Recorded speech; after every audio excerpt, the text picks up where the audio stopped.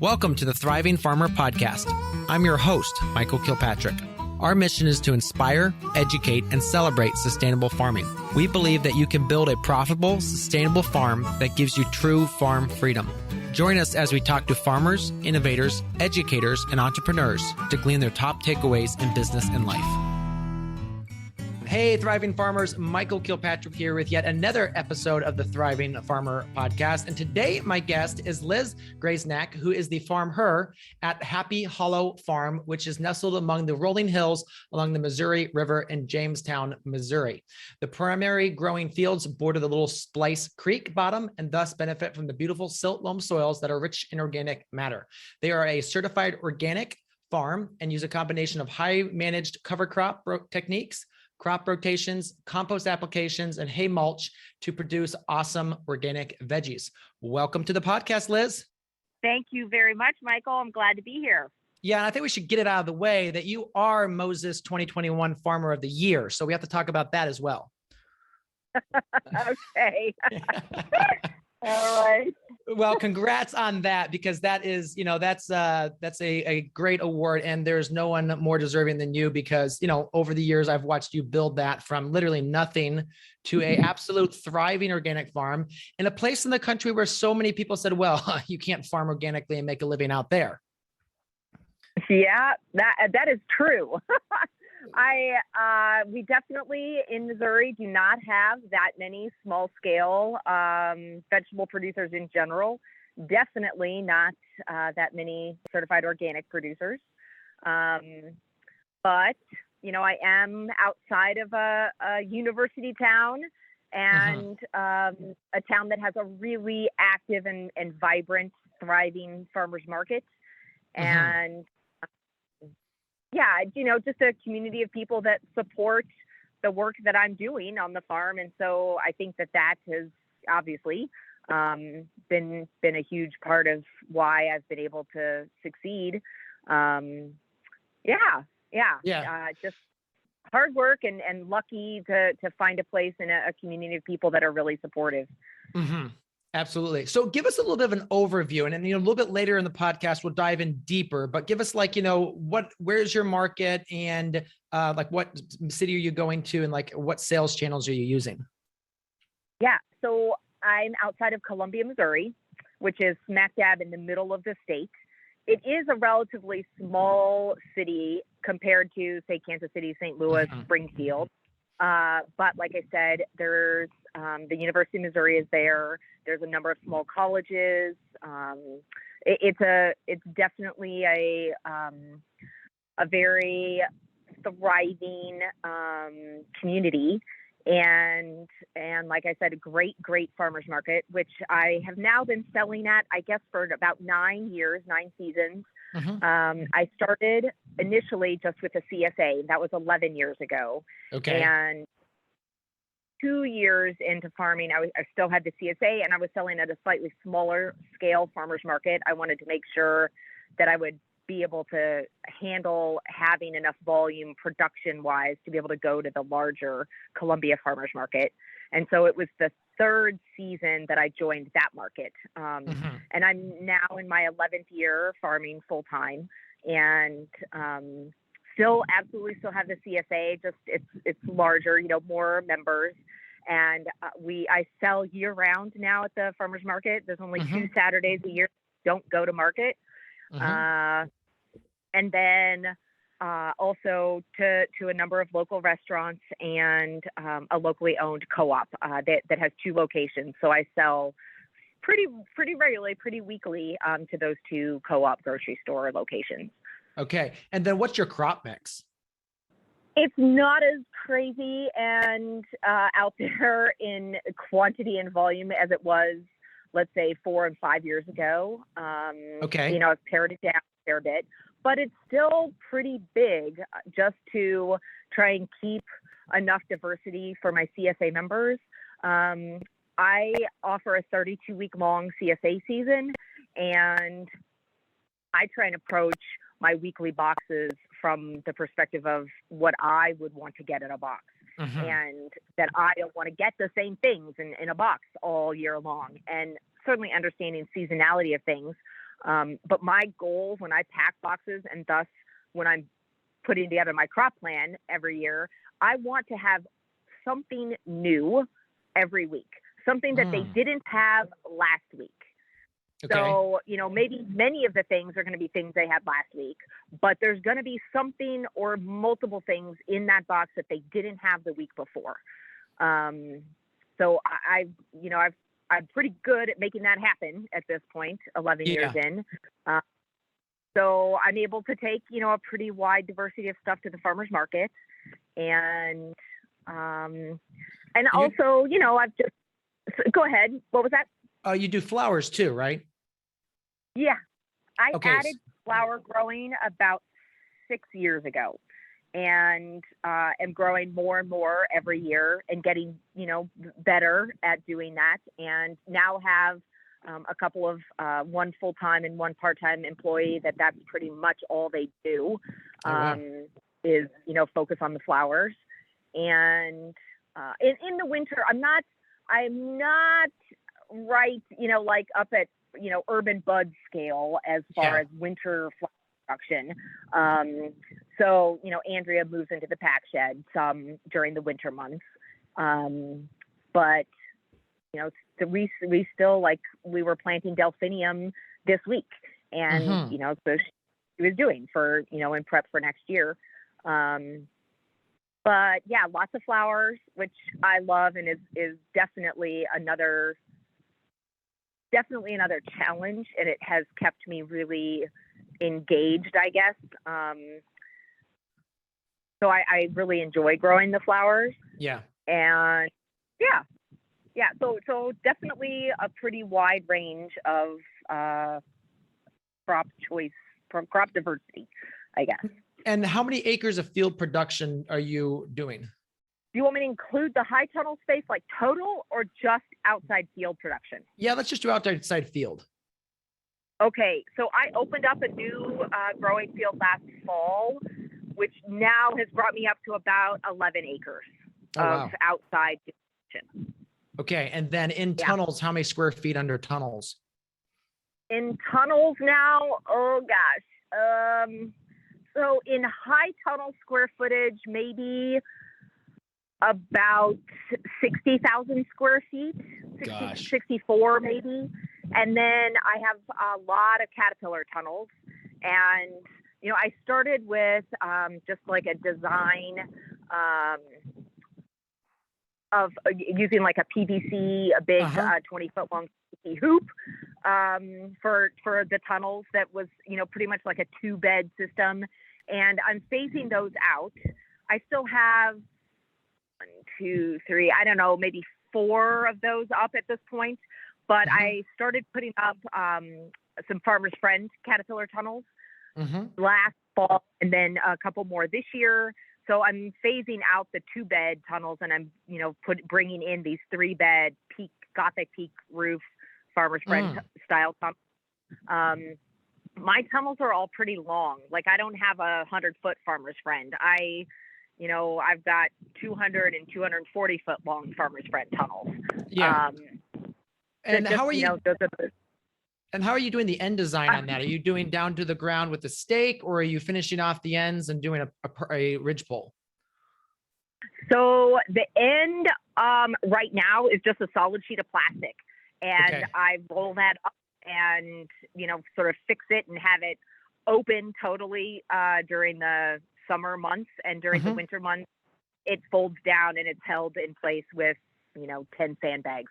I'll probably come up with something more permanent at some point, but because the end roll plastic, well, the way that I put the plastic on, it's just it's just wiggle wire zipped to the end of the tunnel, each end. I don't have a rigid fixed end wall on the tunnels right now, but they're also new that I just haven't been able to really address something that's like going to be more permanent. But I like the super easy, roll the plastic up, tie it up, get it out of the way, middle of the summer, so that the whole thing's open. Now, if I remember, your site is relatively protected, so you don't have massive winds, whipping across your farm, correct?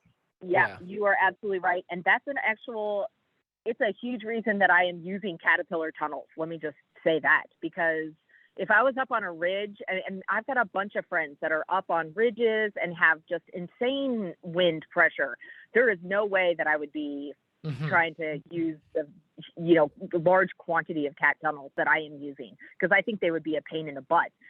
Ropes tying off the plastic and just really like just using a rope system to hold the whole thing together. It wouldn't work I don't think it would work, and it would be a real pain in a real windy situation. But yeah, my farm is in a valley, and we certainly have wind, but nothing like what many of my friends are dealing with. Yeah. Cool. Let's move a little bit to your background. How did you get into the farming world? I was a CSA member long time ago.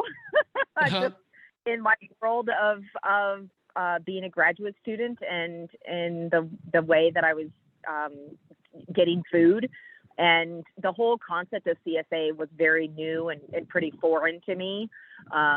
Definitely not something that I had ever experienced growing up in the Midwest. And I was in grad school, and I really just fell in love with the whole idea, and wasn't super enamored with the work that I was doing in grad school, and not super looking forward to pursuing an academic career. And I really loved being out on the farm. So yeah, and randomly Liz Henderson gave a presentation at university where I was, and I attended that. And that was really my very first sort of introduction into the possibility that farming could be a career for me. And so I just pursued, after graduating, I pursued some internships and working on a couple of different farms. And before landing the farm where I am, where my wife Katie and I are living now, I ran a garden center in Columbia for 6 years. And that experience was really, I think, super critical and helpful to like helping me learn what it takes to run a business, to manage employees, to do all of the other things that literally don't have anything to do with growing food. But are so important for running a business and paying your bills every month. A lot of successful vegetable farmers have come from the nursery background. Oh, yeah. I mean, it probably doesn't matter what it is that you were doing, as long as you had some experience with the business side of running a business. So, I mean, this is my 11th year farming, and it certainly hasn't been all roses, let me tell you. But I am still here, and the farm is still growing. So, And are you still using soil blocks? I am, Michael. Okay. All right. You do you. I respect you so much for that. Right, you bet. So you know what? I am no longer making my own soil mix. How about that? I quit that like many years ago. Yeah. So who are you buying it in from? Oh man, I buy Vermont Compost, and their Fort V mix is my favorite. I've tried a number of other mixes, and I just can't find anything that I like any better than Fort V. I absolutely love it, and we grow beautiful transplants with it. So yeah, absolutely. So let's break down. Obviously, in the season changes, but like the middle of the summer, what does like a typical week look like? My crew starts at 6:30 or 7. In the middle of the summer in Missouri, it's 95 to 100 degrees. So yeah, we start really early, and we usually end about 2 o'clock in the afternoon. Okay. Mondays are harvest days, and then in the afternoon, a brief little something. Tuesdays are really big in the morning harvest, and then lots of washing, packing, because our CSA shares get packed, as well as any online orders and restaurant orders, all the orders, washed, packed, and in the cooler on Tuesday. Wednesday morning, the delivery truck leaves the farm at like 7 in the morning, headed into Columbia. And, the delivery driver spends all day delivering. The rest of the crew is on the farm Wednesdays. Wednesday's always a big project day. Thursday's also usually a pretty big project day. And Fridays are really big harvest, wash, pack, also for CSA shares, but then Saturday farmers market. And then I have a crew that's on the farm on Saturdays, usually watering, moving waters around, small, tidy up kind of projects, maybe washing totes, something that, stuff to like get us ready for the next week. And Sunday is my day of, other than having some employees that are just doing kind of like the basic chores. Sunday's my day with my family, and my day to walk the farm, make lists, look at stuff real closely. That's my week. Okay, so then let's talk about Sunday, because I love that aspect that you take off Sunday. I mean, it doesn't matter what day of the week it is. We happen to also take Sunday off. Do you have just one employee that comes on for 3 or 4 hours, or do you have a couple employees and they only have for 2 hours, or how does that work? Yeah, it's a couple employees, folks that live on the farm. And, okay, so they live on farm. Yeah. Yeah, they're watering. They are taking care of animals. Maybe, like a random something, but very little on Sundays. Yeah. Now, I think you have absolutely one of the most beautiful farm locations, because you're just so remote there. You're back in this little tiny valley, and it just kind of like swallows you up, and like there's nothing around other than the farm. So yeah, I mean, that's just, and again, we at our farm in New York, we were, pretty remote. We moved back from the road, but you could still see because we had a beautiful upper view. And then here where we are in Ohio, I'm looking out my window and I can see semis rolling by. So just a little bit different. So let's talk about time management, because you have a lot going on. You got a couple different enterprises there. You've got, a big, relatively larger team, a lot of ground covered. How do you make sure you focus on the most vital priorities each day?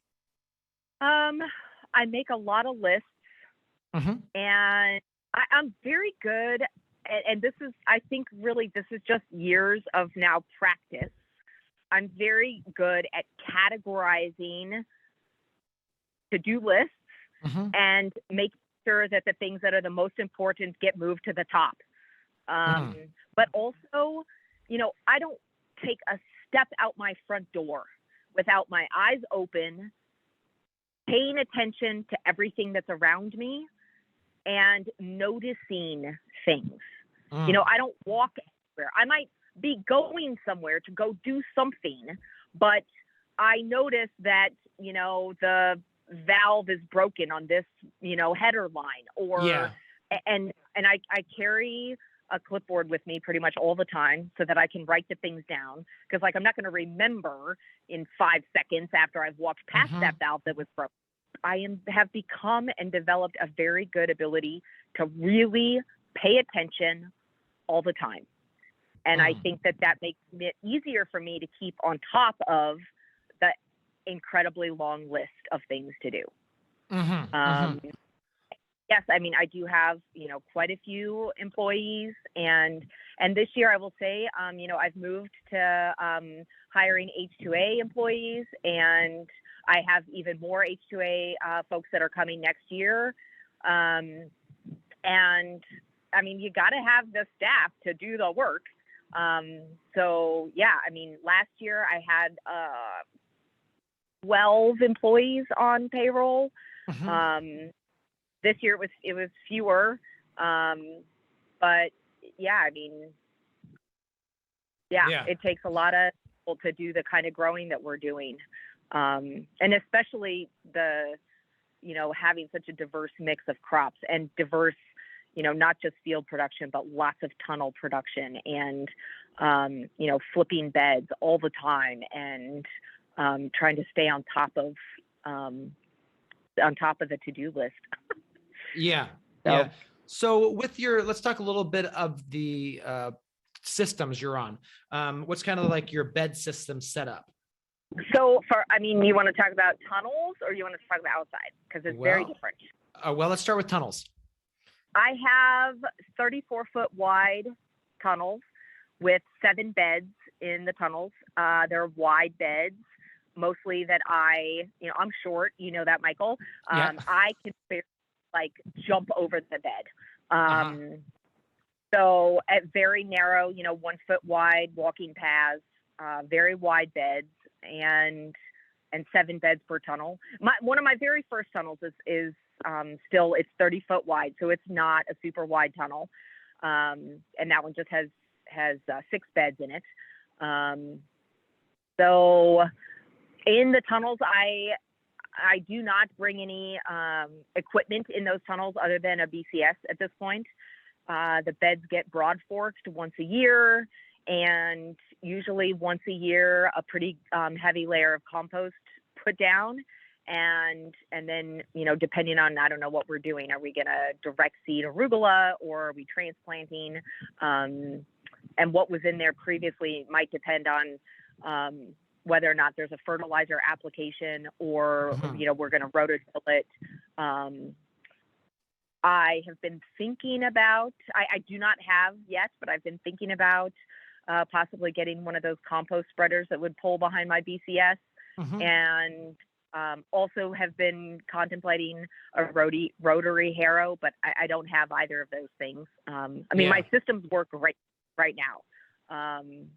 But, there's always ways to improve and do things better. But I can spread a lot of compost with a wheelbarrow pretty quick. Yeah. So, and also my tunnels are long. So my 34-foot tunnels are 198 feet long. And so, that's generally what we're doing. And I'm using drip tape pretty exclusively in the tunnels. I do have a setup where it's movable that does some overhead irrigation. Like if I was, had a bed of carrots or, like arugula I just mentioned, I can move that overhead drip around. But now with your tunnels, do you have any crops that you don't put in tunnels?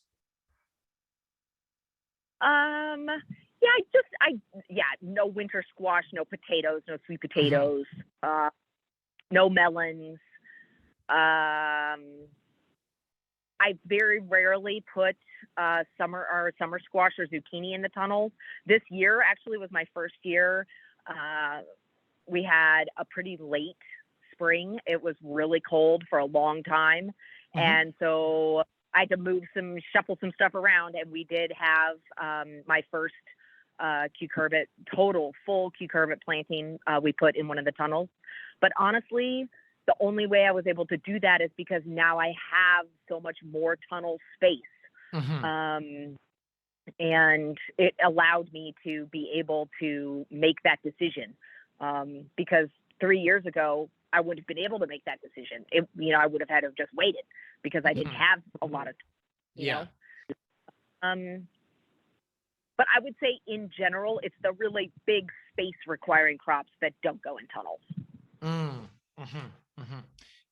So you would sometimes put carrots in tunnels, maybe in like the winter time for winter bunches, or? So I can't put reliably. I can't grow carrots in the tunnels in the winter because I have a lot of moles, voles, and mice in the tunnels. I mean, it freezes solid, outside, and they all move in the winter. So I do have a carrot crop in the tunnel right now. They're little babies, and I'll harvest them early in the spring, but they're not like full-size that I have to worry about the moles and voles eating right now.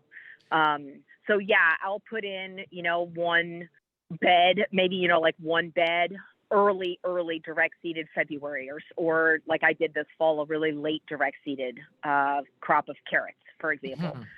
Really densely seeded for like major max production that I am not cultivating with my G. That's like high density planting carrots. But outside, lots of beds outside, but like those I'm cultivating with, it's on a 3-row and cultivating with my basket weeder, and Gotcha. Yeah. All right, so let's move to the outdoor production. You already mentioned G, that you're using that with the basket weeder. But you're also doing rototilling, chisel plowing, compost spreading. Not as much compost spreading out in the fields.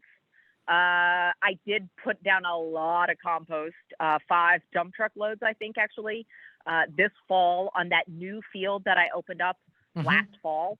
That field we just planted, I pretty much just opened it up last year, had some winter squash and melons up there on the hill that didn't do that great this year. But cover crops on it, and then we put down a ton of compost this fall prior to our winter allium planting, which went in up in that new field this year. Gotcha. So not nearly as much compost spreading out in the fields, but obviously, more cover cropping. And I do have, that I just bought last year, actually, a field, 6-foot wide rototiller. But before having that, I was, chisel plowing, disking, and cover cropping, and, mowing down a cover crop with like a brush hog. But outside field work was happening mostly with a chisel plow and a disc. Okay. And now Gotcha. I do have this rototiller. I am using some, but I'm not using it a ton. Gotcha. And then what's your setup? Are you 5-foot centers out in the field? I just got a new tractor, Michael, this spring, and I think my tire spacing is 72 inches. Oh, okay. So you're on center to center. Yep. Yeah, it's 72 inches center to center for my tractor, this new tractor that I got. Wow. Okay, because I used to be 72, and when we set up this farm, we set it up at 60 because I was saying I'm getting too old for 72. Oh, well, maybe I needed to have that same mindset, because let me tell you, I do feel like I'm getting old, Michael. Yeah, just jumping across those wide of beds, I was like, okay, I can be a little bit narrower would be nice. So, all right, so let's move into a little bit of like the mental part of farming, because I mean, you and I both agree that it's not just the growing of the crops, it's the managing of the business. That's the hard part of farming. What would you say is the hardest thing they've ever done as a farmer? The hardest thing as a farmer was trying to manage family health crises in May,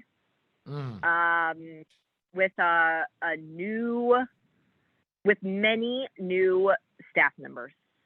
And that was this spring, Michael. Yep. That was it. So let's break that down a little bit. My most difficult, challenging farming years to date. Wow. So you had a lot of time. You had to be taking care of this family member. Plus you had a lot of new team that weren't trained. So they were just kind of randomly roaming, it felt like.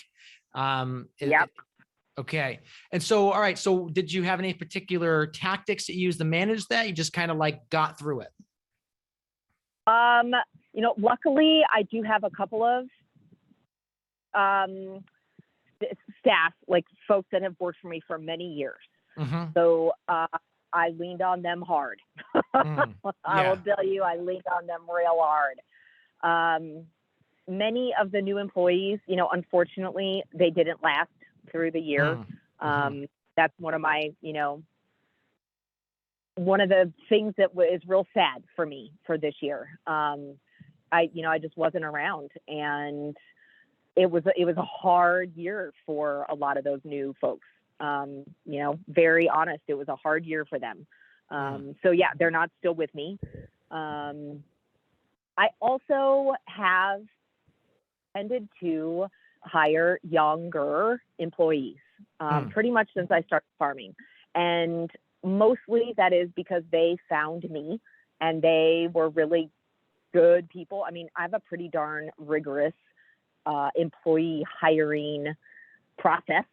But I just have generally tended to hire younger employees that either had a tiny little bit of a farming experience or literally none, but they, wanted to learn how to farm because maybe they wanted to start their own farms or they just, were interested or whatever.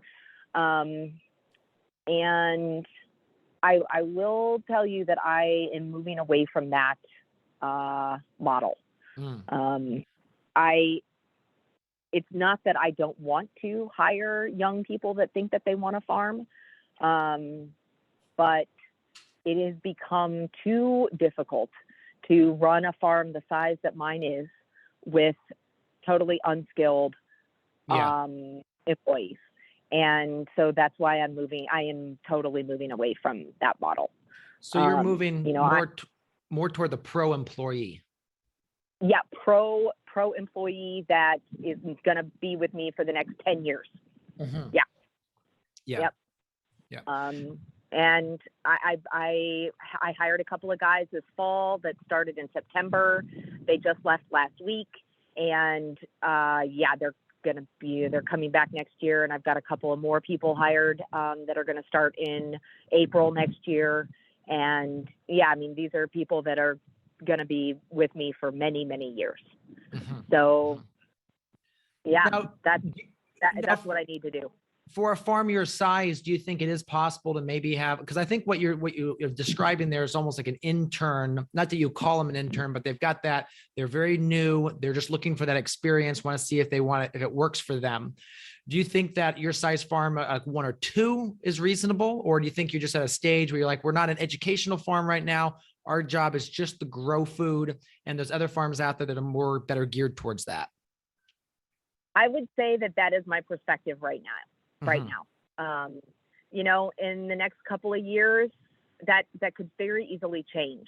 But I need to get through the end of this year, moving into next year, and just have a really solid, no drama, great employee working season.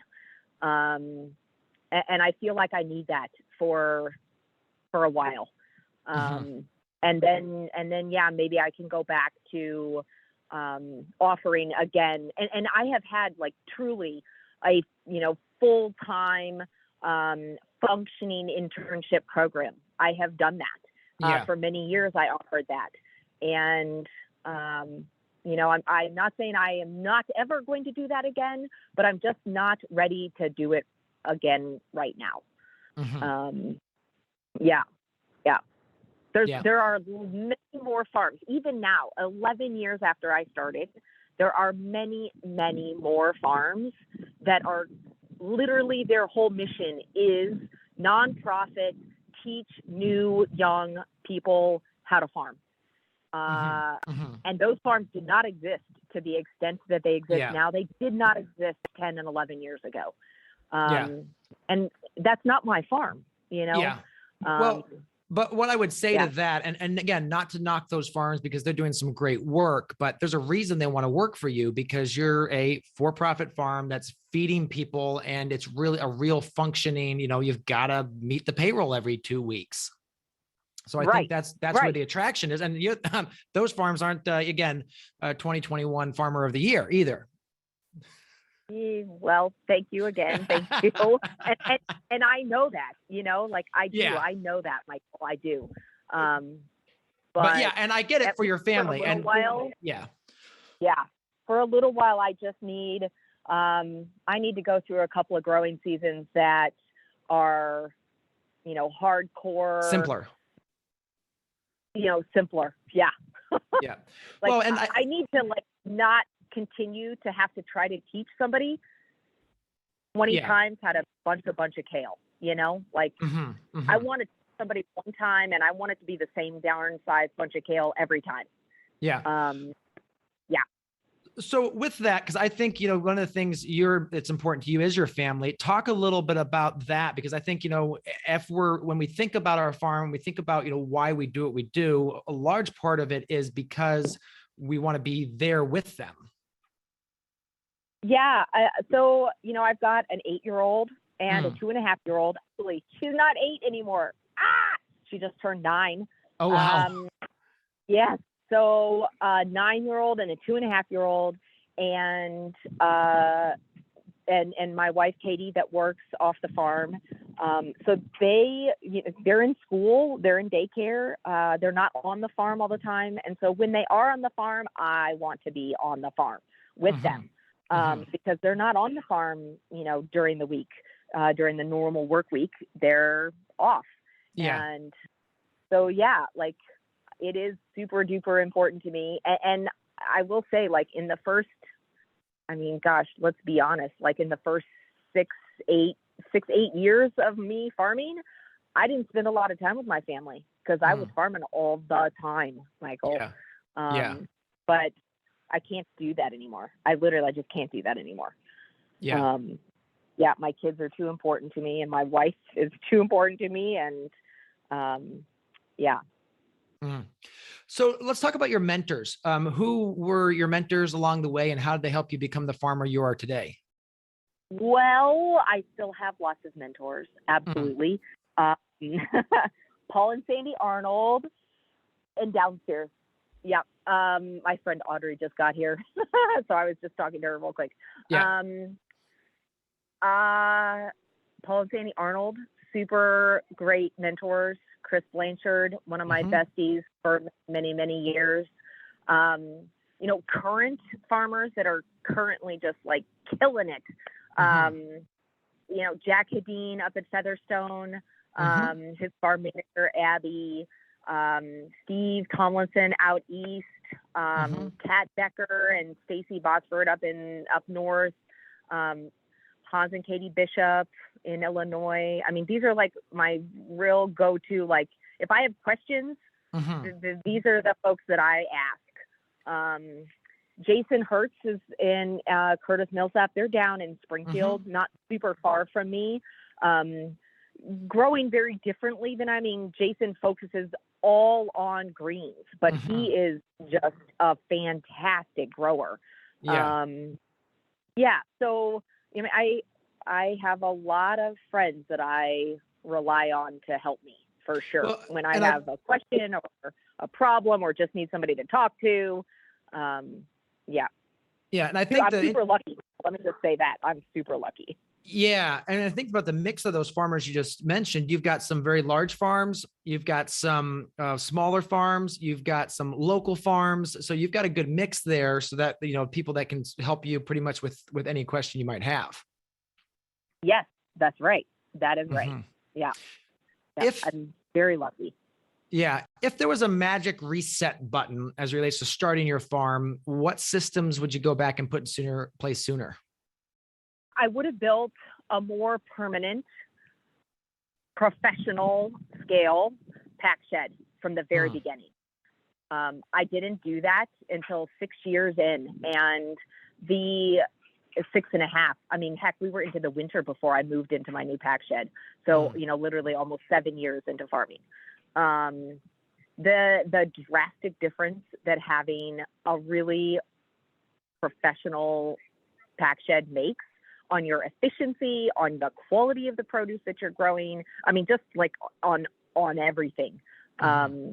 Huge, and very valuable improvement and difference. I would have done that from the very beginning. And okay, I would have borrowed the money to make that happen, Michael. Yes, you're to borrow the money from the USDA at 1.5%. Yeah, exactly. That is exactly right. And that's what I did. I got an FSA cold storage loan for a super low interest rate, but I would have done that from the very beginning. Now, what are the key aspects of that space that make it so important for you? A very large walk-in cooler, not run off of a cool bot. Okay. Concrete floor drains, Mm-hmm. Super well thought out and efficient workspace, movable bench spaces, a totally separate, cool in the summer and warm in the winter, insulated room. That room is controlled by a cool bot. Mm-hmm. My flower world is in a different location and has different refrigeration and different coolers and different workspaces. And so it's separate. Mm-hmm. Yeah. Okay. That's Mm-hmm. awesome. All right. With that, we'll stop here and take a quick break. In a minute, we'll be back with Liz.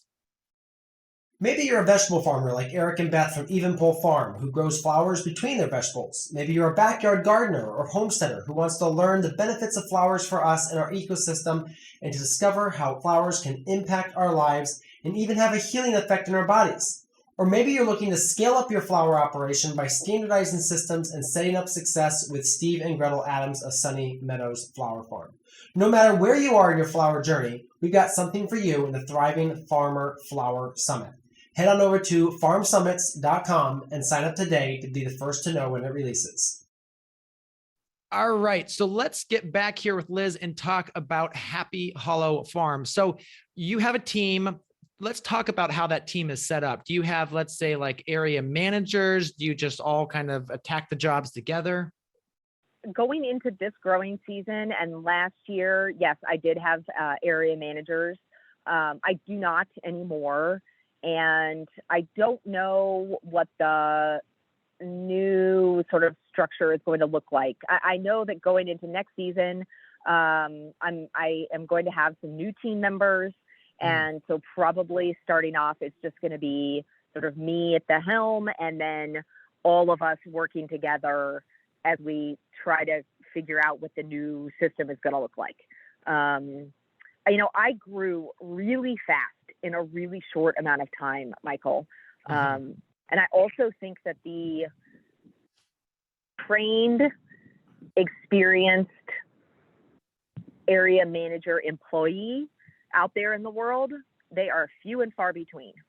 There's very, very few of those people. They either have gone on to start their own farms or they did it on their own for a little bit and realized that maybe they didn't really want to be farming. So they've, gone on and pursued other careers. But there are very few experienced, looking for permanent position folks out there. That has definitely been my experience. Yeah, we're hiring right now for assistant farm manager, and it's tough. It's really tough to find good people. It's really really tough. And I had 2 area managers last year that were making $30,000 a year, plus benefits, and that's a good salary. And it still is really hard to find those folks. Really, really hard. Yeah. So let's talk about, the team. Like, what's your enrollment / interview process look like? I mean, I have an online employee application. Okay. And I make a phone call. I talk to the folks on the phone. I will contact references. I will have them come out for a working interview and probably do another in-person interview at that point. Yeah. And, we'll work together for, 4 or 5 hours. And then I will make the decision about yay or nay hiring. Now, when you hire H-2A workers, you don't have that. There is no ability to do all of those steps. But I rely on recommendations from other folks that are farming and from other farms. So that's how I have found the folks that have currently worked for me and will continue to work for me in the coming years. Yeah. With that, the team, would you offer, let's say, when you talk about benefits, what kind of benefit package are you able to offer them? Lots of paid, I guess you would consider it paid time off. Okay. salaried Yep. employment, gas cards, phone stipends, clothing stipends. I'm not offering health insurance. I mean, I do Yeah. have workers' comp, Yep. but I'm not health insurance. I'm not like, yeah, to me, that is, a farm scale much bigger than I'm at. Yeah. Yeah. It's Um, incredibly difficult. yeah. Yeah. So those, and obviously, lots of food. Yes. Yeah. Yeah. Now you do offer some on-farm housing because I remember you built that into the top of your barn. Mm-hmm. Yep. And in the past, that has either been rented space or it was, part of the compensation package for employees. That is one of the things that's tough, and that has over the years was apparent that, as an intern who is here for 7 months, yes, they absolutely want that on-farm housing. As a full-time, year-round employee that's younger, they don't want to live in the country. They want to live in town, and they want to go out at night life. And so that on-farm housing ended up not being super great for full-time employees. It is as an H-2A employer, because that is one of the requirements, is that you provide housing. And so It's awesome. I have this on-farm housing. It's really nice. It can accommodate a lot of people. And so for that aspect, it's really great. Yeah. Now for H-2A, do they typically have U.S. driver's licenses? No, actually, most of them don't. But once they get here, and you can help facilitate that and make that happen. If they have a driver's license that they have from their home country, it will be a lot easier for them to get a driver's license, here in Missouri, for example. Yeah. Yeah. And then with H-2A, what percentage do speak at least broken English so they can understand? So the 2 guys that I hired this fall, one of the guys had some English and I have some Spanish. So we were able to I've learned a lot of Spanish, let me tell you, in the last 3 months. But we were able to, make things work really well. One of the guys really did not have no English. And so he has picked up some English, and I cannot tell that he understands certain things, because they'll get like a little smirk on his face, and I can tell that he understands, something that I said, maybe to Antonio, or you could just go right on in. She's inside. So definitely it's very challenging, but I am super committed to making it work. And Yeah. So then what's your training process after they get there? I know one of the things you got a fair amount of training resources for them as they get onboarded. Definitely big farm orientation, and that happens over many days. And then I spent a lot of one-on-one time with new hires, and pretty much, for numerous times of a task, I am right there with them, showing them how to do it, helping them understand what my expectations are and how to do the kale harvest or the radish bunching or the head lettuce harvest, or, whatever it is. And then, I start to let them do certain things on their own. And, maybe I'm in the pack shed, so I see the things that are getting harvested as they come in. And so then I'm able to kind of evaluate what's happening when I'm not there. So then we check back in, or maybe I have to go back out and do this fall. Harvesting broccoli is really tricky. It took many times of, training and watching how it's growing, and in 3 days, what's happening and what's that head looking like, and going back in 3 days. And, so next fall, I think my guys will be really good at it. But this year we struggled a little bit. But it's hard. It is a hard thing. I mean, all of the things that we're doing, we're not just growing broccoli, we're growing 50 other things. And, especially with my 2 Hispanic guys, I grow a lot of vegetables that they've never even seen or heard of before. Yep. So that was interesting and challenging.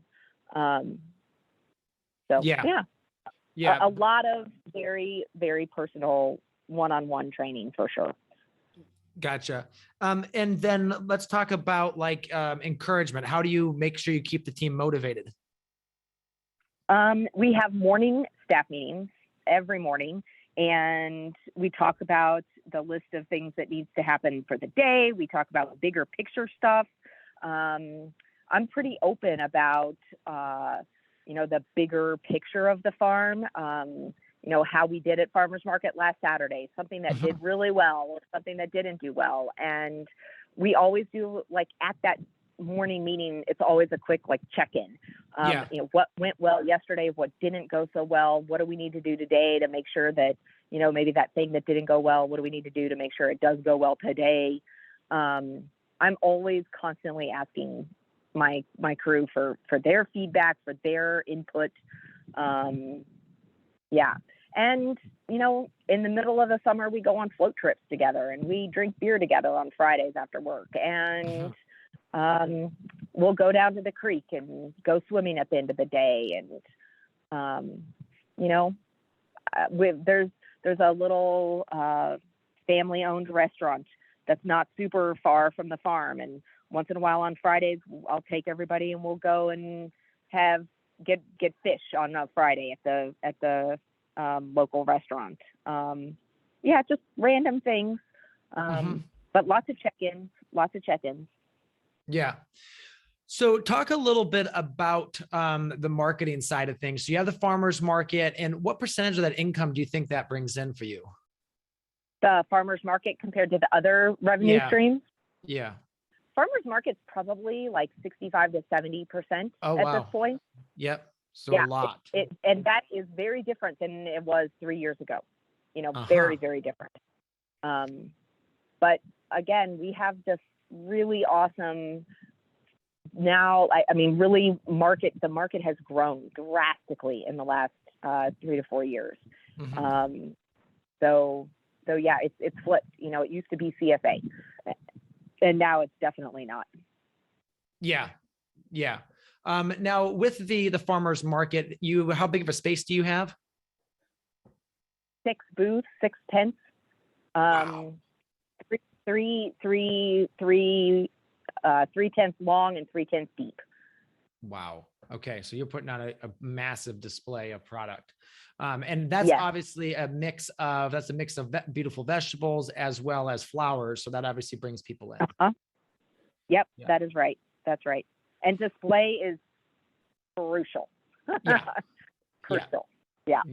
Yeah, absolutely. And then with the farmers market, how many team members do you have to have at that you have staff it? Like this upcoming Saturday, there will be 3 employees plus myself. So there'll be 4 of us.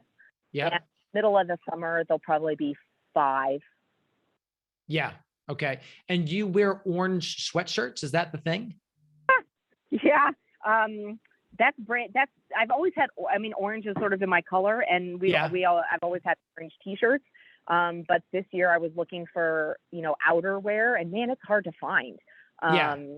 So I found some fleece, they're hunter orange, which is a lot brighter than sort of my orange color, but that was all I could find. Gotcha. So I just got hunter orange fleece vests and hooded sweatshirts. But absolutely. We wear the same, so that we as a crew and as a team at the farmers market, we stand out, so that any employee, if anybody has a question, they know who to ask. Absolutely. Yeah, absolutely. Let's talk a little bit about, so you got the market. Now the CSA, it's a 32-week long season.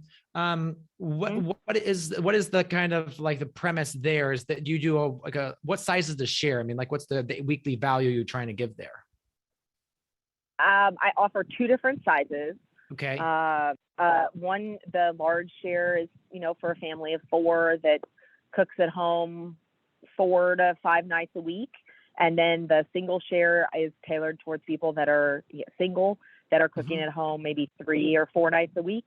And it doesn't matter, both of those size shares. My goal is to have 5 to 7 different items in the singles, and then 7 to 9, maybe 10 items in the full shares every week. Mm-hmm. Gotcha. All right.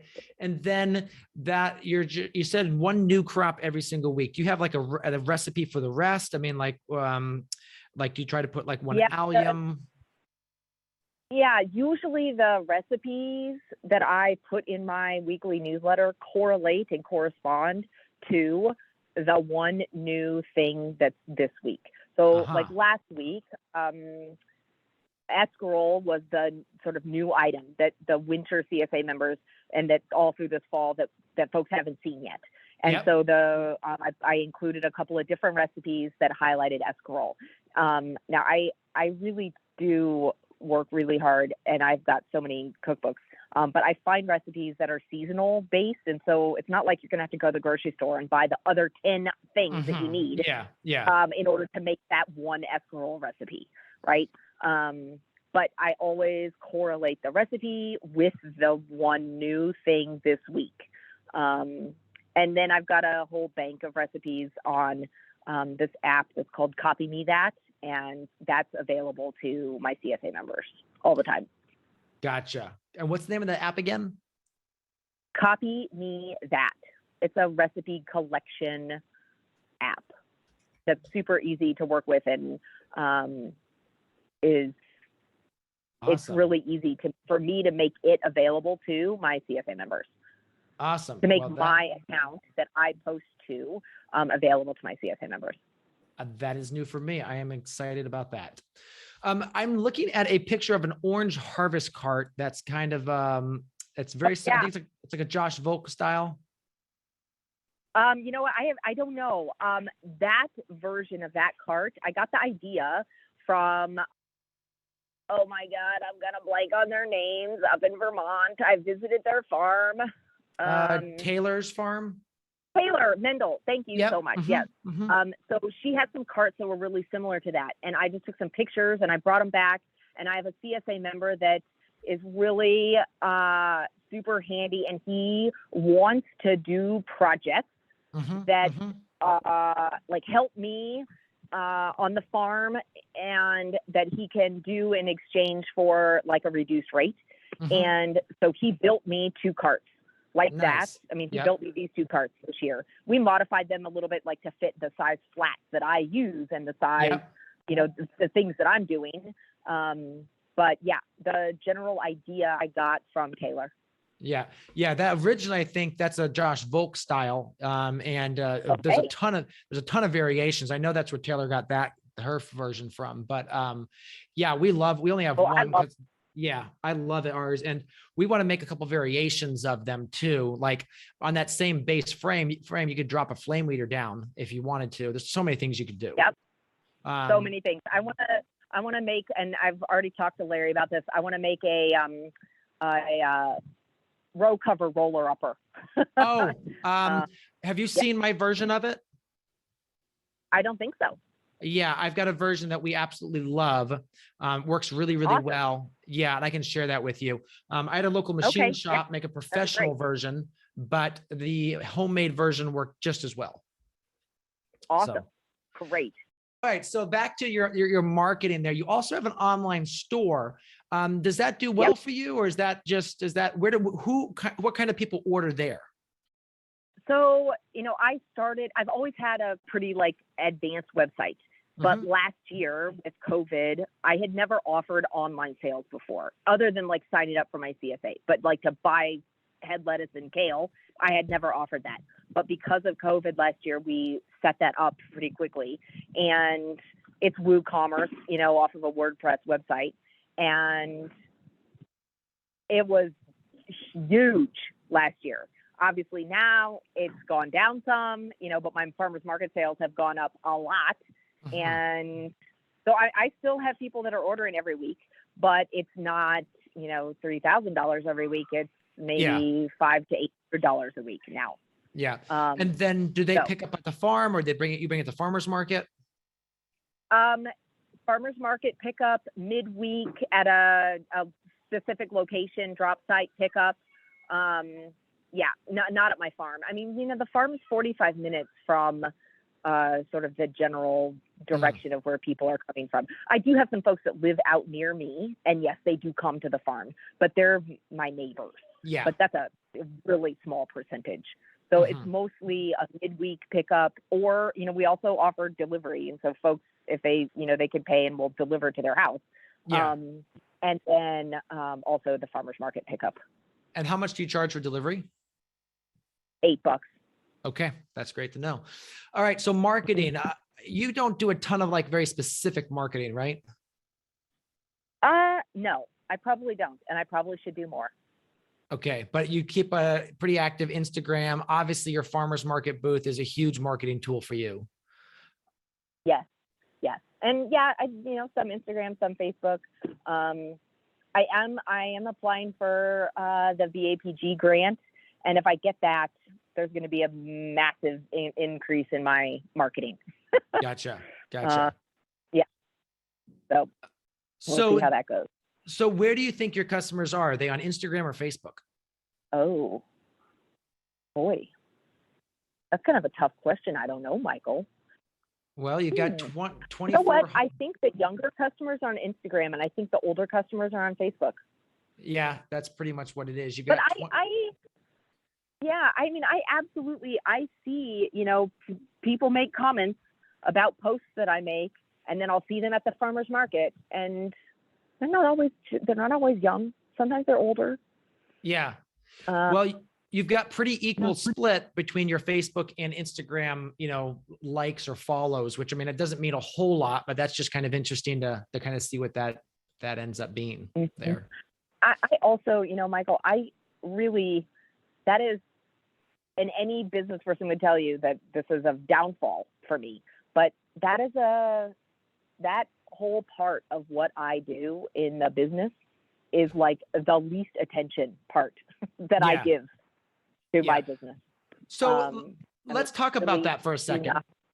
Where is your focus in the business? Because obviously there's a whole lot of things you could be doing. Do you do your own QuickBooks or do you have that hired out? I do my own QuickBooks for invoicing, but weekly, monthly, bookkeeping, no, I hire that out. Okay. Payroll, I hire out. My main focus is the day-to-day running of the farm. Yeah. And whether that's from afar or that's from me being right there, that is what I'm doing. Yeah. You want to be the actual farmer. You don't want to just be managing a business and then there's a farmer part of the business. Correct. That is exactly right. Yeah. Yeah. So let's talk about new farmers, because at one point you were one. Now you have a lot of experience. What is the biggest mistake that you see beginning farmers making?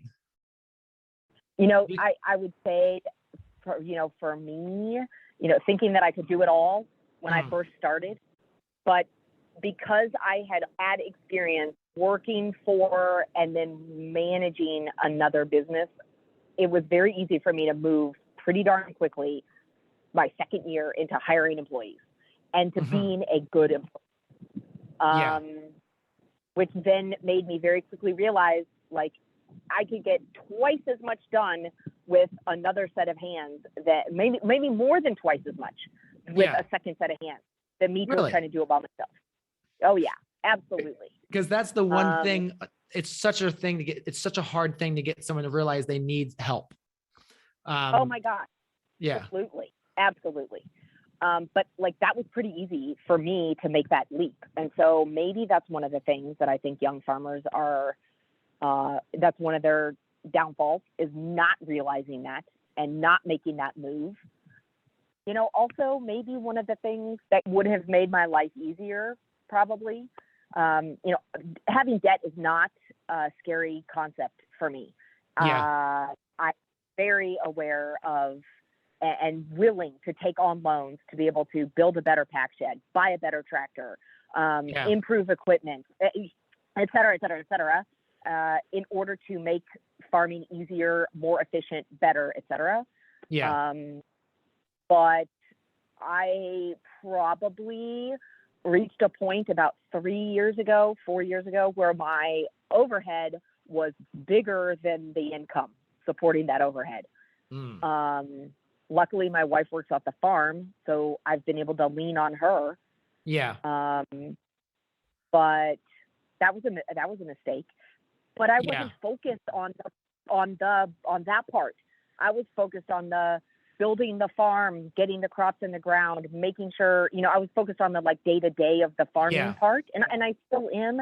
And so not paying close enough attention to the numbers side of the farming business. Well, I think mistake. Yeah, I think sometimes if you're more advanced, you can get really confident in your abilities. And so, you don't look at the numbers close enough, and stuff can run away from you. Because there's so many ways, there's so many crops you can grow. And one of the things I've learned in the past couple of years, we do, the online education side of really diving into the numbers is, some crops like winter squash bring in a 20th of what, let's say, a good crop of salad mix brings in. And if you just kind of adjust your ratios, that can be very quickly go from very profitable to very less profitable to, making no money at all. Right. That's right. So they're having to go adjust back to, so pull back or, less infrastructure building so you can, make those numbers budget. So did you just, kind of re-gear and re-look at that? Did you bring in outside help to kind of help you work through that, or? No, I did not bring any outside help. I have been, re-evaluating and trying to pay closer attention to the numbers. It's so hard when you're so wrapped up in the day-to-day. I've got X number of CSA shares that have to get out, and I want to make sure that, I've got 9 different things in the box and that they're all, beautiful, and, who's going to weed those carrots? Yeah, exactly. I mean, all the things. So this winter is my big winter to really step back out of the day-to-day operation and really focus on the numbers. But infrastructure is expensive. I built my farm from literally like there was nothing on my farm. So that was a real challenge. And I'm not saying like anybody starting a farm, like even if you move onto an existing farm with all kinds of outbuildings, and you're still going to have lots of expense, retrofitting, et cetera. But maybe mine was maybe a little more, I don't know, just like not having a building at all and having to build the building compared to retrofit a current building. But then retrofitting an existing building can be almost just as expensive because it's not purpose. It's not purpose built. That's right. That is exactly right. Absolutely. Yeah, we had a barn on site that we worked with, which is a 30 by 56. And I spent 2 or 3 days out there literally with a concrete saw and a sledgehammer cutting in a floor drain. Floor drain. Oh, yeah. Right. Right. It was a disaster. So anyways, really, really focusing on some numbers is my goal this winter. I have gotten the farm to a size of production and employees that, we have to produce X number of dollars every month. Yeah. And it's bigger than I ever thought it was going to be. I can tell you that for sure. Really, really getting a good grasp on the numbers is really important. Yeah. Let's talk about the mental game for the first couple of seasons. Cause I think, especially in those early days, there's very few employees, the money is slowly dribbling in. How do you survive? How do you survive that? Oh my gosh. Well, year 3, I was like, I don't know if I can make this work. Year 4, I don't know if I can make this work. Those were some tough years. Let me tell you, they were some real tough years. You have to have a mindset of like not giving up, plowing through. I sure hope that you've got a huge support network for any young grower. I hope you have a huge support network. And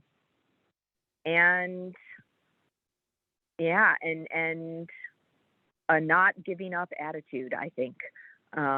It's pretty key. And then on top of that, having some like amazing couple of key employees, which I have had over the years, really. And none of them have ended up being long-term farmers, but some really, really key employees that helped me get through every year. And, they're still, good friends of mine. They live nearby, some of them. I can call them, if I'm pulling a sheet of poly on one of my big tunnels, I can call a group of 6-7 people and they'll come and help me. Just having a huge network of people that are your friends and that are supporting you. And that's really important. So don't move halfway across the country in the middle of nowhere and start a farm without a support network to go along with it. I think that is tough. I would not recommend that. Yeah. Equally equally having super young kids, because that's super hard too. Super hard. Oh my gosh. Yes. Yeah.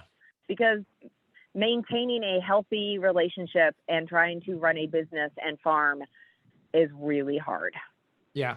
I mean, just even like this morning, Simon came in because I'd been gone for a couple of days to a conference, and he came in and wanted to literally just sit on my lap while I was trying to type. And, there's two things I can do. I can either get frustrated and say, go do something else, or I can just take the 5 minutes and just sit there with him. But when you've got typing, read the book. Yep. But when you've got 20,000 things going on, it's almost a mental, like your mind's racing because like, I need to do this, this, this, and this. But what they need at that moment is you just sit there. Yep. That's right. That's right. And that's one of the things that having more employees has allowed me to do.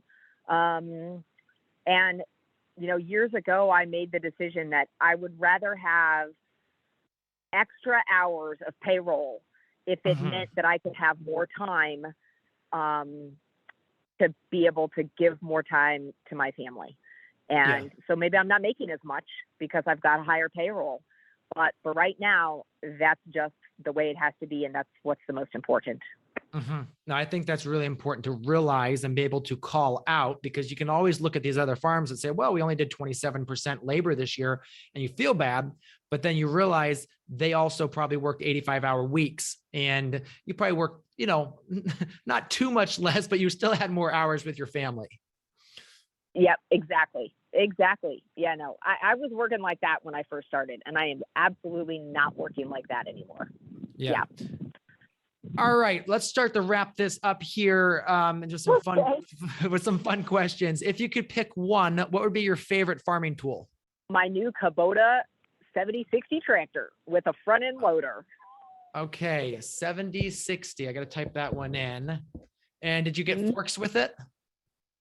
Oh yeah. Nice. Any other must-have accessories for it? The bucket, dual hydraulic ports on the back. Yeah. We only got single hydraulics in the back, and I'm really regretting that because we have the hydraulic top link. We always want that going, but we also have a 5-way bucket in the front, which is a grapple bucket. And we use that all the time now, but because I only have one, I'm switching to one or the other. And so it's a pain in the butt. So. Right. It's a pain in the butt. Yeah. No, dual hydraulics on the back, super important. Yeah. So that tractor, any let's say hand tools that you like? I'm a pretty big fan of the Stirrupo, I gotta say. Yep. Okay. And do you have a specific width you like on that? Like the 7 or the 5 or? It's probably a 5-inch, but I call it the 4-inch. Okay. That's the size that I like. Okay. Nice. It works really well in between, 4 rows of 12-inch in-row spacing lettuce, for example. Gotcha. Yeah. Okay. Do you believe that now is the best time to start a farm? I think any time is a good time to start a farm. If you literally are willing to, if you have some experience, do not start a farm. having no experience. I want you to have like worked on a farm for a few years for some different people before you start off on your own. And once you do start your farm, I sure hope that that experience that you had working on other people's farms was enough to make you realize that you really do want to do this for a living, that you want this to be your career, and you're not going to give up when it gets hard, because it's going to get hard and it's going to suck. And you got to just get through it and make it happen and find the good in the part that sucks. But if you don't have any experience, you're not going to know that, you know? Yeah. So is there a specific size they should start with? I mean, should they start with a certain size and scale up? Small. Okay. Small and scale up. Yeah. And another thing, should they have a specific amount of savings saved up to start? Yeah, I think you better. Yeah. You better have enough savings saved up to make 1 year's worth of payments. Okay. That's really good to know. And when you say payments, mortgage payments, as well as making sure that you're taken care of as well, I'm assuming. Yeah. Electric, food, you know, propane, mortgage, car, insurance. Yeah. All the things. Okay. And realize that you will have to have startup expenses too. So it should be a little bit more than just that, I would assume. Right. Yeah. All right. So where can people find out about you and your farm? You got a website, you got Facebook. I've got all those things. Definitely website, which is Happy Hollow Farm -mo for Missouri.com. And then Happy Hollow Farm on Facebook, Happy Hollow Farm on Instagram. You can call me, you can email me. Yeah. You're not on TikTok yet. No, and I don't know that I'm going to get onto TikTok. Can't say that I am, nor Twitter. I don't know, Michael. I don't think so. I think that I will have to have a younger person take over that part of my publicity management, if that's going to happen. Yeah, well, that's exactly, I was just talking social media at a conference, and basically what I told, because the audience was full of 50 to 70-year-old farmers. And basically what I said to them was, okay, if you're going to get on TikTok, there's 1 billion users now, and it's the stickiest platform. It keeps people on the longest. But I said, you need someone who's under 30 to take that over. I said, I'm not even going to attempt it. We're going to find someone and they're going to manage it for us, just because it's a whole different type of thing. So. Right. Yeah. Yep. All right. Any other questions you wish I'd asked? No, you're a great interviewer, Michael. This is great. Thanks. Okay. Well, again, congrats on your award this year. It's, we've been wanting to have you on since for the last couple of years, and it just never ended to happen. And I think that was the perfect time to have you on. So I really appreciate being able to make this work. And again, best of luck with your winter and upcoming season. Great. I thank you very much. And it was great talking to you. All right. Have a great rest of your day. All right. You too, Michael. Thanks a lot. Have a good holiday. Yes, you too. Hey, Thriving Farmers, have you checked us out on YouTube lately? We have a bunch of new content there, including a few rants by me. I want to tell you, you don't want to miss them. I actually go rant about, some of the problems I see in our space and some of the challenges I see farmers facing. So go check that out. We've got instructional videos over there as well. Talk about setting up our new farm here in Ohio and all the steps we're going to do that, as well as just tutorials and tips on best practices for all sorts of things on the farm. So go ahead, check over at Growing Farmers on YouTube and see the new content we put together for you. So there you have it, another episode in the books. So I'd love if you would hop on over to iTunes and leave us a rating and a review. Those mean everything to us. We love to hear what you're thinking. If you have a podcast guest that you can recommend, please pop on over to the Thriving Farmer Podcast website and leave us a review. That's thrivingfarmerpodcast.com.